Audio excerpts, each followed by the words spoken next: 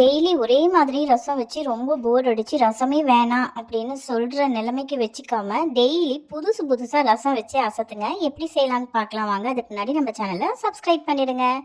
நான் வந்து ஈயச்சொம்புல தான் ரசம் வைக்க போறேன். ஈயச்சொம்பு இந்த மாதிரி எம்டியாவே, அதாவது உள்ள ஒண்ணுமே இல்லாம நம்ம அடுப்புல வைக்கவே கூடாது. இந்த மாதிரி வைக்கவே கூடாதுங்க. வச்சோம் அப்படின்னா ஈயம் வந்து உருகி போயிடும். அதுக்கு வந்து எப்படி ஈயச்சொம்பில் ரசம் வைக்கலாம் அப்படின்னு சொல்லிட்டு இப்போ பார்க்கலாம் வாங்க. ஒரு நெல்லிக்காய் சைஸுக்கு புளி எடுத்து நான் வந்து ஈயச்சொம்பில் ஊற வச்சுருக்கிறேன். இது வந்து ஒரு அரை மணி நேரம் ஊறட்டும். இப்போ பாருங்கள், புளி நல்லா ஊறிடுச்சு. எப்படி ரசம் ஈயச்சொம்பில் வைக்கிறது அப்படின்னா, நல்லா ஃபஸ்ட்டு புளியை நல்லா கரைச்சி எடுத்துக்கோங்க. டைரெக்டாக அடுப்பில் வச்சிடாதீங்க. அதுக்கப்புறம் இது கூடவே ஒரே ஒரு மீடியம் சைஸ் தக்காளி பழம் எடுத்து நல்லா அதுலேயே நல்லா நசுக்கி நசுக்கி பிழிஞ்சு விட்டுக்கோங்க. இந்த மாதிரி ரசம் வச்சு கொடுத்தீங்க அப்படின்னா குழந்தைங்களும் ரொம்ப விரும்பி சாப்பிடுவாங்க. அந்த ஈயச்சொம்போட டேஸ்ட் வந்து ரொம்ப அட்டகாசமாக இருக்கும்.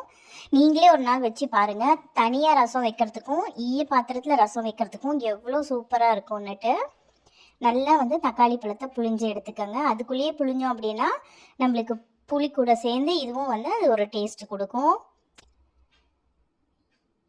இப்போ வந்து நம்ம என்ன செய்யலாம் அப்படின்னு பார்த்தீங்கன்னா, இது கூடவே ரசப்பொடி வந்து அரைச்சி வச்சுருக்கேன். ரசப்பொடி வந்து ரெசிபி நம்ம குக்கர்ஸ் கிச்சன் சேனலில் இருக்குது. லிங்க் வந்து டிஸ்கிரிப்ஷன் பாக்ஸில் கொடுக்குறேன், மறக்காமல் போய் பாருங்கள். இப்போ ரசப்பொடி போட்டுட்டு ஒரு 1.5 ஸ்பூன் ரசப்பொடி போட்டோம். இப்போ வந்து கல்லுப்பு, அதாவது ரசம் ஈயச்சொம்பில் வச்சிங்க அப்படின்னா கல்லுப்பு ரொம்ப டேஸ்ட்டாக இருக்கும். கல்லுப்பே வைங்க. இப்போ தான் நம்ம அடுப்பை பற்ற வச்சு ஈய பாத்திரத்தை, அதாவது புளி தண்ணியெலாம் ஊற்றி கரைச்சி வச்சுருக்கோம் இல்லையா ரசம், இதை வந்து ஈய பாத்திரத்தில் விட்டு நல்லா கொதிக்க விட்டு எடுத்துக்கோங்க. கொத்தமல்லி தழை போட்டுக்கோங்க. எங்கள் ஊரில் கொத்தமல்லி கிடைக்கவே மாட்டேங்குது.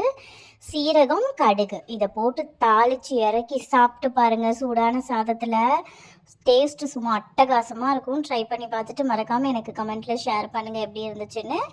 வாங்க 2வது ரசம் பார்க்கலாம். இது வந்து கல்யாணத்தில் வைக்கிற பைனாப்பிள் ரசம். பைனாப்பிள் ரசத்துக்கு ஒரு மீடியம் சைஸ் தக்காளி, பாதி பைனாப்பிள் பழத்தை இந்த மாதிரி கட் பண்ணி வச்சுருக்கேன் பொடி பொடியாக. பைனாப்பிள் கட் பண்ணும்போது கையில் எண்ணெய் வச்சுட்டு கட் பண்ணிங்கன்னா கை அரிக்காமல் இருக்கும். இந்த மாதிரி தோல் இருந்தால் தான் அரிக்கும். தோலை எடுத்துருங்க. தக்காளி பழம், பைனாப்பிள் கட் பண்ணது, இது கூடவே கொஞ்சமாக புளி, ரொம்ப புளி வைக்காதீங்க.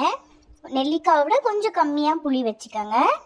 இது கூடவே சேர்ந்து சீரகம் 1 ஸ்பூன் அளவுக்கு போட்டிருக்கிறேன். 1 ஸ்பூன் அளவுக்கு சீரகம், ஒரு அரை ஸ்பூன் அளவுக்கு மிளகு. மிளகு வந்து இந்த ரசத்துக்கு ரொம்ப வேண்டாம், நல்லா இருக்கும் இந்த ரசம் சாப்பிட்றதுக்கு. பைனாப்பிள் ரசம் கல்யாண வீடுகளெல்லாம் சாப்பிட்டு பார்த்துருப்பீங்க. ஸோ மிளகு, சீரகம் எல்லாத்தையும் போட்டு நல்லா அரைச்சிக்கோங்க. நல்லா வழுமூணாக அரைச்சிக்கோங்க, வெண்ணெய் மாதிரி. ஒரு கடாயில் எண்ணெய் வச்சுட்டு தாளிப்பு கொடுக்கணும் இல்லையா. கடுகு, காஞ்ச மிளகா. காஞ்ச மிளகா தான் வந்து நம்ம ரசத்துக்கு டேஸ்ட்டு கொடுக்கும். காஞ்ச மிளகாவையும் கடுகையும் போட்டுட்டு நல்லா வெடிக்க விட்டுக்கோங்க. வெடிக்க விட்டதுக்கப்புறமா பைனாப்பிள் கலவை இருக்குல்ல, நம்ம கரைச்சி வச்சுருந்தோம் இல்லையா, அந்த பைனாப்பிள் விழுதை வந்து அப்படியே சேர்த்துக்கோங்க. சில பேர் வடிகட்டி சேர்ப்பாங்க, ஆனால் நான் வந்து இதில் சக்கை எதுவுமே இல்லை, நல்லா ஃப்ரெஷ் பைனாப்பிள் தான் எடுத்துருக்கிறேன். அப்படியே சேர்த்து வானலியில் நல்லா கலரி விட்டுக்கோங்க. தேவையான அளவு மஞ்சத்தூள், தேவையான அளவு உப்பு, அவ்வளோதான். வேறு எதுவுமே இதுக்கு தேவையில்லைங்க. ரொம்ப ரொம்ப ஈஸியாக சூப்பராக ரெடி ஆயிரும் நம்ம பைனாப்பிள் ரசம். கொஞ்சமாக கருவேப்பிலையை கிள்ளி சேர்த்துக்கோங்க, அட்டகாசமாக இருக்கும். அதுவும் இறக்கி வைக்கும்போது நீங்கள் வந்து கொத்தமல்லி, கருவேப்பிலை போட்டுக்கோங்க. இப்போ பாருங்கள், வீடே மணக்குது. மணக்க மணக்க பைனாப்பிள் ரசம் சட்டுன்னு ரெடி ஆகிடுச்சு.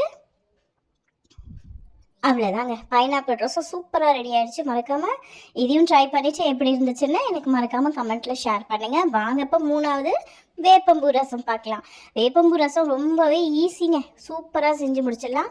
நான் வந்து வேப்பம்பூவை தனியாக உப்பு போட்டு வறுத்து சூடு சாதத்தில் நெய் விட்டு பிசைஞ்சு சாப்பிடுவோம். அது எங்களுக்கு ரொம்ப பிடிக்கும். நீங்களும் ட்ரை பண்ணி பாருங்கள். அதே கடாயில் கொஞ்சமாக எண்ணெய் விட்டுருக்கேன். எண்ணெய் விட்டுட்டு இதுலேயே நம்ம தாளித்தோம் அப்படின்னா அதுவுமே ஒரு டேஸ்ட்டாக தான் இருக்கும். எண்ணெய் நல்லா சூடாகட்டும். சூடானதுக்கப்புறம் 1 ஸ்பூன் அளவுக்கு கடுகு நல்லா வெடியட்டும், வெடிக்க விடுங்க. பிகினர்ஸ் கூட இது ரொம்பவே ஈஸியாக செஞ்சிடலாம். இந்த 3 வகையான ரசம் மறக்காமல் ட்ரை பண்ணி பாருங்கள். கடுகு நல்லா பொரிஞ்சதுக்கப்புறமா நான் வந்து 8 காஞ்ச மிளகா, வரமிளகா நான் வந்து கட் பண்ணி சேர்க்குறேன். ஏன்னா இந்த வேப்பம்பூ ரசத்துக்கு காரம் கொடுக்கறதே இந்த காஞ்ச மிளகா மட்டும்தான். நம்ம ரசப்பொடி சேர்க்க போகிறதில்ல, மிளகும் சேர்க்க போகிறதில்லங்கிறச்சு இதுதான் நம்மளுக்கு காரம் தரும். 8 வரமிளகா சேர்த்துக்கோங்க. இப்போ வேப்பம்பூ, இதுதாங்க வேப்பம்பூ, டார்க் ப்ரௌனாக இருக்குது பார்த்தீங்களா? இது வந்து கொஞ்சம் கருகருன்னு பொரியணும். எந்த ஸ்டேஜில் எடுக்கணும்னு நான் இப்போ உங்களுக்கு காமிக்கிறேன். வீடியோ ஃபுல்லாக ஸ்கிப் பண்ணாமல் பார்த்தீங்க அப்படின்னா உங்களுக்கு எல்லாமே நல்லா புரியும். இந்த மாதிரி நல்லா கலரி விட்டுக்கோங்க.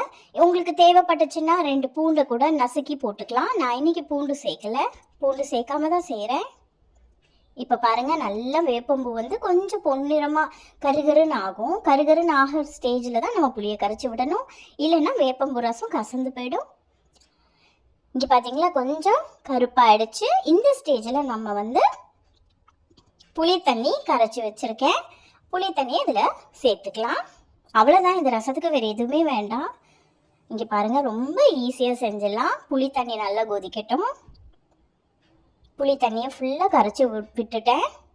இது நல்லா கொதிக்கட்டும்.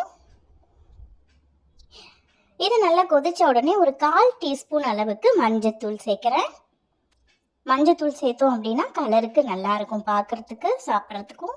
தேவையான அளவு கல்லுப்பு. ரசம் குழம்பு எது பண்ணாலுமே கல்லுப்பு சேர்த்து செஞ்சிங்கன்னா அதுக்கு தனி சுவை இருக்குங்க. அவ்வளோதாங்க. இது நல்லா கொதிச்ச உடனே கொத்தமல்லி தழையை போட்டு இறக்கிடலாம். இங்கே பாருங்கள், நல்லா நீங்கள் ஏன் புளி தண்ணியை வந்து ரசத்தை வந்து ரொம்ப கொதிக்க விடுறீங்கன்னு நிறைய பேர் கேட்பீங்க. கொதிக்க வச்சோம் அப்படின்னா அதுக்கு தனி வாசனை சுவையும் இருக்குது.